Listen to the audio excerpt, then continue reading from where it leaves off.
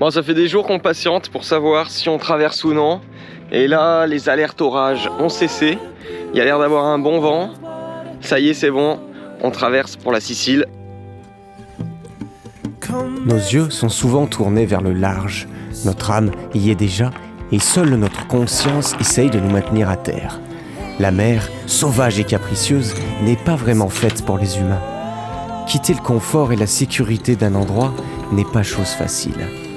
Il faut une bonne louche de connaissances, une certaine dose de courage et une pincée de chance. Saupoudrez le tout d'un peu d'inconscience et d'amour, et vous aurez la recette parfaite pour une bonne traversée. Oui. On est parti! Oui, ça y est. Allez, go! Oh, en fait, tu veux un truc chaud ou pas? Je vais pas me faire un café. Alors c'est Annie, si vous la voyez aussi contente, c'est que ça fait pratiquement 1 an et demi que je lui parle de la Sicile et des îles éoliennes. Et elle avait trop envie de faire cette traversée. Et il y a quelques jours, je lui ai dit c'est pas possible, il y a trop d'orage, on peut pas traverser. J'ai senti que vraiment elle était déçue. Et là, ce matin, quand je lui ai dit c'est bon, allez, on part, je pense que c'est bon. Voilà, elle est super contente. Je me demande souvent, qu'est-ce qu'on cherche en mer? Ou plus exactement, qu'est-ce qu'on cherche au large en mer? Oublier ses doutes, oublier les erreurs, le passé, le présent, le futur. Peut-être qu'on cherche juste à partir. Partir, c'est satisfaire sa curiosité. La curiosité de savoir ce qu'il y a là-bas, plus loin. Et vous avez beau regarder sur internet des photos, des vidéos, rien n'égale ce sentiment d'aventurier et d'explorateur.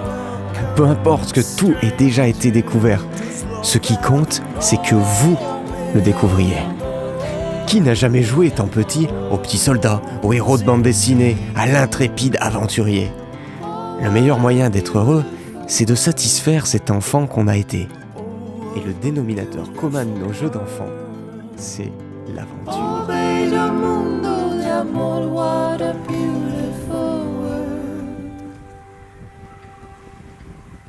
Ça y est, on a mis le spi! Le spi, on avance à 5 nœuds. Le vent s'est enfin levé. On a fait une petite heure de moteur ce matin pour arriver dans la zone de vent. Alors vraiment super content. Cette fois c'est à la voile. Les grilles m'avaient pas menti. On devrait avoir ce vent un bon petit moment, on va bien en profiter. Avancer à 5 nœuds, c'est just un bijou.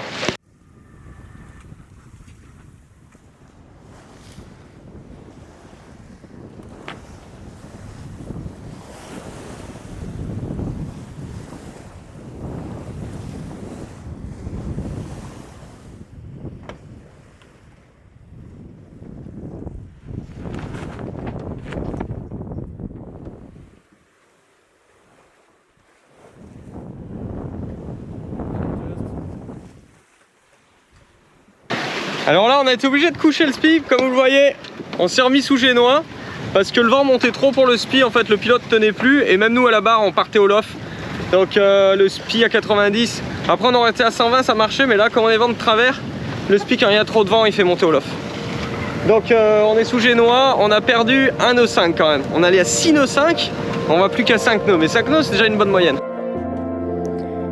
J'ai longtemps cherché ce qui procurait ce sentiment d'être un aventurier, un explorateur. Et pour moi, c'est sans conteste le bateau. Parce que quand vous partez au large, vous pouvez pas prévoir exactement ce qui va se passer, ni à quel endroit vous allez exactement arriver et ce que vous allez découvrir. On croit toujours qu'on a le temps. On se dit, tiens, dans 5 ans, je ferai ceci, ou à la retraite, je pars là, c'est sûr. Et ce qui est incroyable dans tout ça, c'est que la seule certitude que l'on ait, est que notre temps ici, il est éphémère. On prévoit toujours le futur. Mais comme les voyages en bateau, ça se passe jamais comme on l'aurait prévu. C'est pour ça qu'il faut, dans la vie, comme en voilier, savoir larguer les amarres. Et ne pas trop attendre que les conditions soient idéales pour partir. Des fois, il faut partir pour arriver et ne pas attendre. Ça fait quand même plaisir. Alors le vent là il a chuté un petit peu. On était à 12-13 nœuds, là il est tombé à 9-10 nœuds. Mais on avance toujours donc on est toujours sous voile. Il y a un petit peu de houle aujourd'hui, mais ça fait plaisir de partir. Et là les côtes de la Sardaigne commencent à devenir assez petites, mais on les voit encore. Si vous voyez me marrer, c'est parce qu'on a remis le spi et elle est à la barre quoi. J'ai l'impression que tu fais des gauches-droites toutes les 5 secondes. Ah bah, c'est le spi, hein. C'est chaud, hein. Stable. Mais là ça va, je crois que j'ai compris. T'as combien là?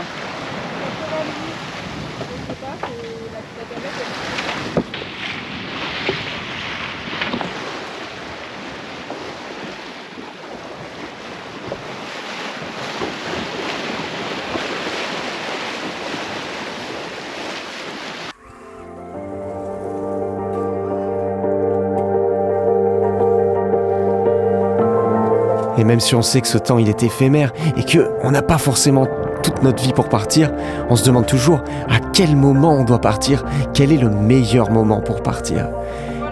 Et même si on fatigue, même si on doute, il ne faut jamais cesser de continuer à avancer et à réaliser ses rêves d'enfant, ses rêves d'aventure. Quel que soit notre âge, nos vies, notre santé, il faut absolument avancer. Et pour en revenir au bateau, c'est exactement ce qui nous apporte. Vivre une vraie aventure. Et la partager avec vous, partager tout ça, c'est encore mieux. C'est vraiment ce que j'aime. Parce que sachez que ces petits moments de vie qu'on partage avec vous, nous, on les vit. Mais ensuite, on les revit avec vous. Et c'est aussi grâce à vous que ces moments continuent à vivre après être passés. Alors merci à vous. Merci pour eux. Merci pour nous. Et pour vous, parce qu'on espère que vous aimez ces petits moments. Alors les gribes avaient bien prévu que le vent allait tourner un petit peu. Effectivement, tout à l'heure on était vraiment en vent de travers, presque au bon plein. Et là on commence à être 100 degrés du vent. C'est-à-dire que le vent nous vient légèrement de l'arrière. Ce qui fait que là on a remis le spi et le pilote arrive à barrer. On a barré un bon petit moment à la main parce qu'il n'y arrivait pas du tout. Et là ça y est. Par contre on a un peu peur que le vent mollisse un peu. Parce que du coup, forcément quand le vent vient de l'arrière il paraît moins fort. Et donc on a 9 nœuds de vent. On avance quand même à 4 nœuds 5. L'avantage du vent faiblissant, c'est qu'en fait le pilote arrive à gérer, donc moi je peux me reposer un peu à la barre. Et pendant ce temps, Annie est en train de faire à manger. Voilà, il est pas loin de midi. Et donc en fait, la vie en bateau, c'est un peu comme la vie chez vous. C'est-à-dire que vers midi, vous allez préparer à manger. Il y a une petite différence quand même. Et je viens de montrer un truc avec Annie. C'est quand il y a beaucoup de houle, le bateau bouge beaucoup.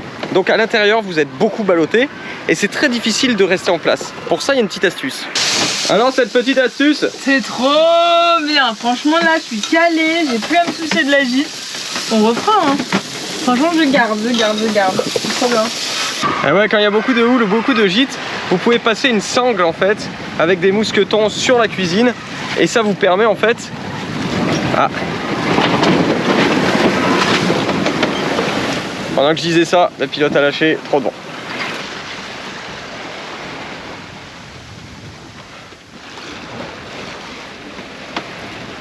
Alors je disais, ce qui est bien quand vous êtes à la gîte, ou quand il y a beaucoup de houle comme là, avec le bateau bouge beaucoup et que vous voulez cuisiner, vous mettez une sangle avec 2 mousquetons et ça vous permet de vous accrocher, d'être bien calé dans le hardet et de cuisiner tranquille.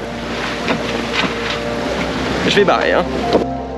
On espère que la première partie de la traversée vous a plu, la deuxième arrive bientôt. Et puis comme c'est bientôt Noël, on a pensé à vous. Si vous voulez vous offrir ou faire un super cadeau à quelqu'un, on a fait des super packs de Noël sur nos formations, guides, coaching, et vous les retrouverez sur notre site www.voiliercorail.com. Et on vous met le lien dans la description de la vidéo. Allez, à bientôt les copains.